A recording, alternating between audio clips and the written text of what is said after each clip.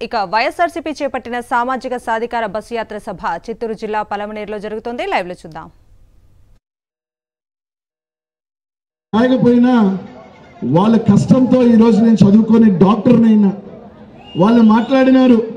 ఏమని మాట్లాడినారు? ఓ గర్రెలు కాసుకున్నవాడికి బర్రెలు కాసుకున్నవాడికి జగన్మోహన్ రెడ్డి మంత్రి పదవి ఇచ్చాడని మాట్లాడారు. నిజమే.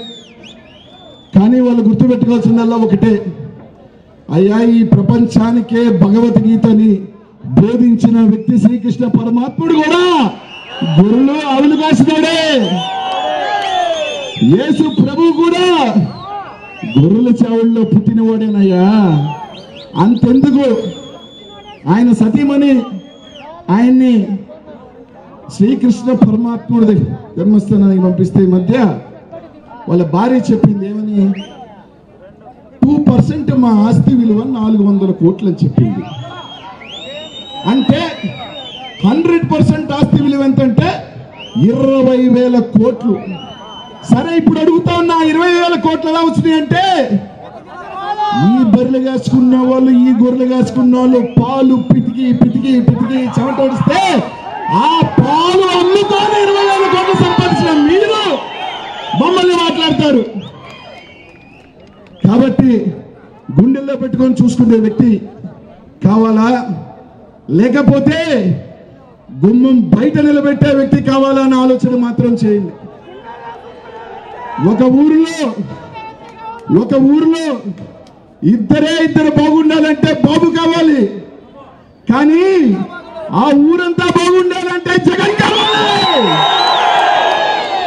కాబట్టి రేపు రాబోయే ఎన్నికల సంగ్రామంలో ఒకరు పార్టీ పెట్టినాడు.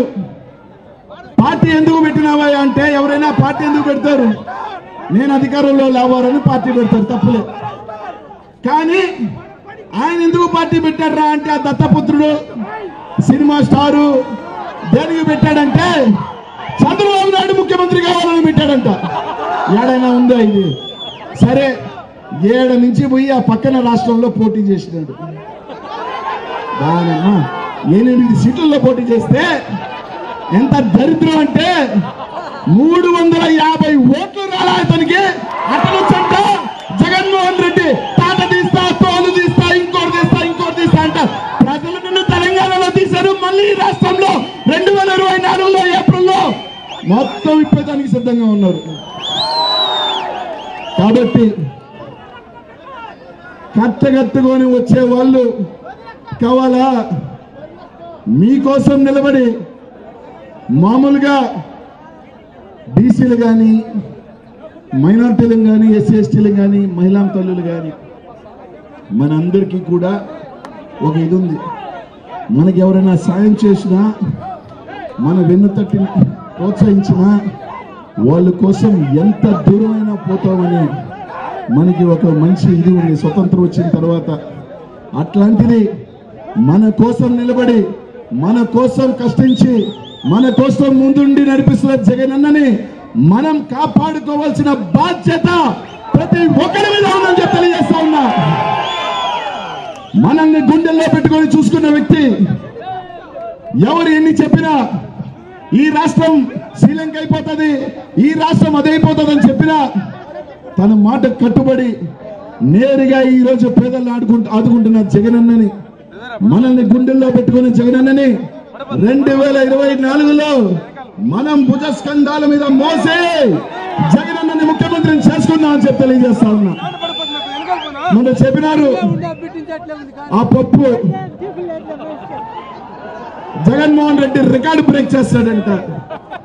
ఈ అబ్బ వల్లే కాలేదురా మా బాస్ రికార్డు బ్రేక్ చేస్తాడంటే.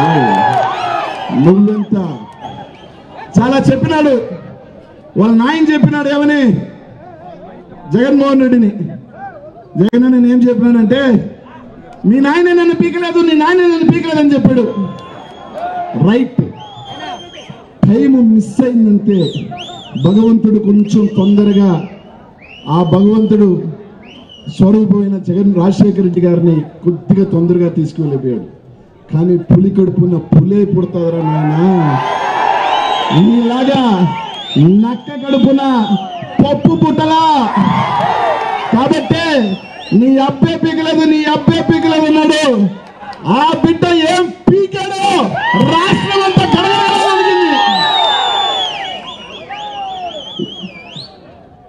ఆ పులి బిడ్డ లోపలేస్తే ఆ నక్క బిడ్డ ఢిల్లీ పారిపోయాడు. పాదయాత్ర వదిలేసి ఆడికి పారిపోయాడు, రెండింటికి పారిపోయాడు. ఏరంటే నన్ను వేస్తాడేమో అని చెప్పి. అది రాని ధైర్యం మీ తమ్ముడు జగన్మోహన్ రెడ్డి గారిని అంటారా? ఆయన వస్తే జనాలు వస్తున్నారంట. నీకు జగన్మోహన్ రెడ్డి ఎందుకురా? మేము వస్తే చాలు, నీకన్నా ఎక్కువ జనాభా వస్తారు. జగనన్న కట్అవుట్ కట్అవుట్ కట్అవుట్ చాలు.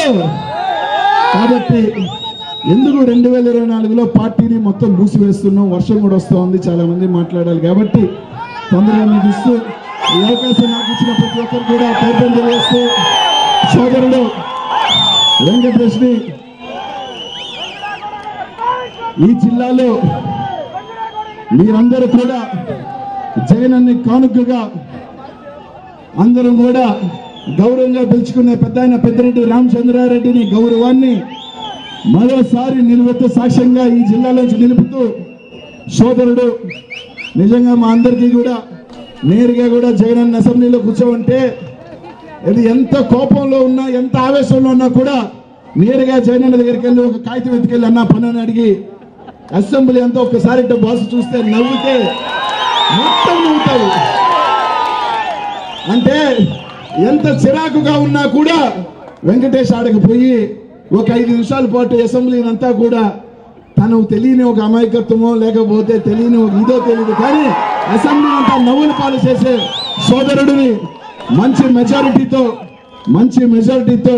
50,000 పైచీలుగుతో పలమనేరు నుంచి గెలిపించాలని చెప్పి మీ అందరికీ కూడా మళ్ళీ చెప్తా ఉందా, ఒక బీసీ సోదరుడిని గెలిపించుకోవాల్సిన బాధ్యత మీ అందరి మీద ఉంది. లేకపోతే ఒక మాట అంటారు, ఈ రాష్ట్రంలో అంతా కూడా బీసీలు ఒకసారే గెలుస్తారు, రెండోసారి గెలవలని. భగవంతుడి దయ వల్ల నెల్లూరు జిల్లా ప్రజలు రెండోసారి గెలిపిస్తారు అని చెప్పి నాకు దీవించారు. వెంకటేష్ని ఈ చిత్తూరు జిల్లాలో మరోసారి గెలిపించి మరోసారి నిరూపించాల్సింది. మాకు కూడా జగనన్న అండ నిలబడితే పదవులు ఇస్తే కాపాడుకోవాల్సిన, ఎందుకంటే జగన్మోహన్ రెడ్డి పదవులు ఇచ్చాడు, వాళ్ళు గెలవలేదంటే రేపు మనకి ఇంకెవరు పదవులు ఇవ్వరు.